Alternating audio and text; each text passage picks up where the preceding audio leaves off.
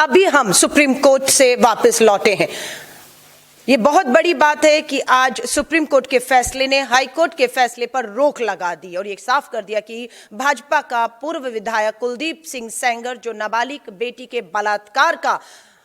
हत्या के उनके परिवार के लोगों की हत्या का दोषी था, उसे अब बाहर नहीं आने दिया जाएगा, वो जेल में रहेगा। ये बिल्कुल पीड़िता के परिवार की और उसके साथ खड़े हुए हर एक आवाज की ये जीत है और ये जोरदार तमाचा उन लोगों के मुंह पर है जिन्होंने हाई कोर्ट में इस लड़ाई को कमजोरी से लड़ा।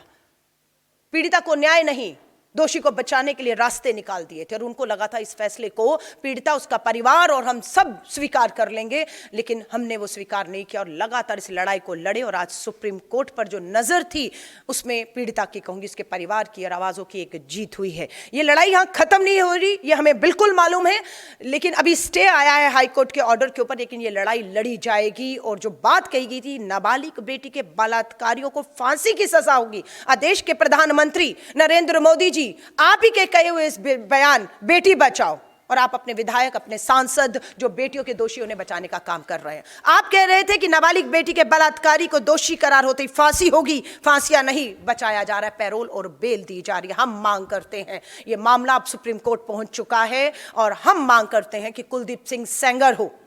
अंकिता भंडारी के दोषी हो, हाथरस की बेटी के दोषी हो, बिल्किस बानो के दोषियों को तो आपकी सरकार, गुजरात की सरकार ने रिहा कर दिया था और फिर सुप्रीम कोर्ट ने उन्हें वापस जेल में ठूसने का काम किया। बेनकाब हुई है आप और आपकी सरकार। प्रधानमंत्री जी, ये हमारी जीत है, पीड़िता की जीत है, हर आवाज की जीत है और उस लड़ाई को हम पूरी तरह से लड़ेंगे। अभी अंकिता भंडारी के माँ बाप से भी हम संपर्क में हैं, उनकी भी नजर हाईकोर्ट के इस फैसले पर थी।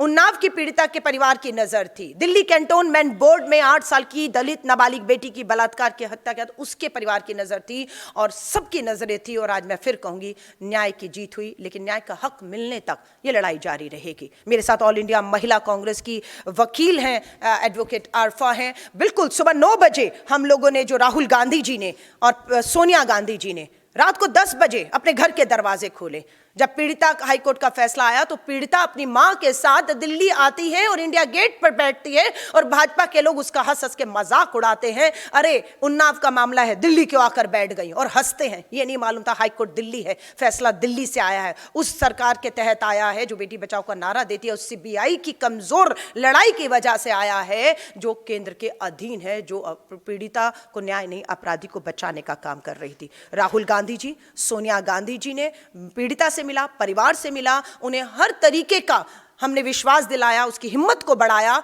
कि हम इस लड़ाई में हर तरीके से, कानूनी तौर पर हो, आर्थिक तौर पर हो, उसे सुरक्षा, नौकरी, घर, अगर ये सरकार फेल होती है, केंद्र की भाजपा सरकार फेल होती है, तो भारतीय राष्ट्रीय कांग्रेस पूरी तरह से उस पीड़िता और उस जैसी अनेकों पीड़िता और उनके परिवार के साथ न्याय का हक मिलने तक खड़ी रहेंगी। तो हम लोगों ने आज इस लड़ाई को, हमारी महिला वकील पूरी तरह से पीड़िता के साथ खड़ी रही, हमने कानूनी तौर पर इस लड़ाई को लड़ा। सड़कों पर हमारी दिल्ली महिला कांग्रेस की पूरी, जिन्हें सुबह ही 9 बजे पूरी तरह घसीट के बसों में जो है वो ले जाकर थानों में, अलग अलग थानों में जो है वो हिरासत में इस समय पर रखा हुआ है, वो भी लड़ रही थी, कानूनी तौर पर लड़ रहे थे। और सदन में आ रहा है फरवरी में संसद का बजट सत्र आएगा, उसमें भी, सदन में भी ये आवाजें गूंजेंगी कि अपराधियों को, बेटियों के, नाबालिग बेटियों के बलात्कारी हत्यारों को रिहा करना, बेल पे और पैरोल पर छोड़ने का तमाशा बंद करिए और इन सभी मामलों की दोबारा सुनवाई करते हुए कानून अगर बदलने हो तो बदल दीजिए, लेकिन इन्हें अब उम्र कैद नहीं, फांसी की सजाएं होनी चाहिए, ये तमाशे रुकने चाहिए। और ये आवाज मैं फिर एक बार उन देश के तमाम लोगों को इस चीज के लिए उनकी बधाई और सराहना देती हूँ कि अगर आप घर से ना निकले होते, अगर आपने इस लड़ाई को ना लड़ा होता, आज मैं देख रही हूं उनके वकील महमूद पराचा जी खड़े रहे, योगिता भयाना एक सामाजिक कार्यकर्ता उस बच्चे के साथ लगातार खड़ी रही, और हम लोग भी लगातार महिला कांग्रेस, क्योंकि हमें ये बिल्कुल इस लड़ाई में पीड़िता के साथ खड़े होने को कहा और हम लगातार खड़े रहे। हमें भी गिरफ्तार किया गया, हमारे पर मामले दर्ज कर दिए गए, बहुत सी एफआईआर हम पर दर्ज हो चुकी है। एक मामले में 5 जनवरी को मुझे चार्जशीट कर दिया गया है। इसी तरह के मामले में हम डरने वाले नहीं हैं। हम एक बार फिर विश्वास दिलाएंगे देश के तमाम उन हमारी पीड़ित बेटियों को, और जो बेटियां नहीं रही उनके परिवारों को, न्याय का हक मिलने तक इस लड़ाई में हम पूरी तरह से उनके साथ खड़े हैं।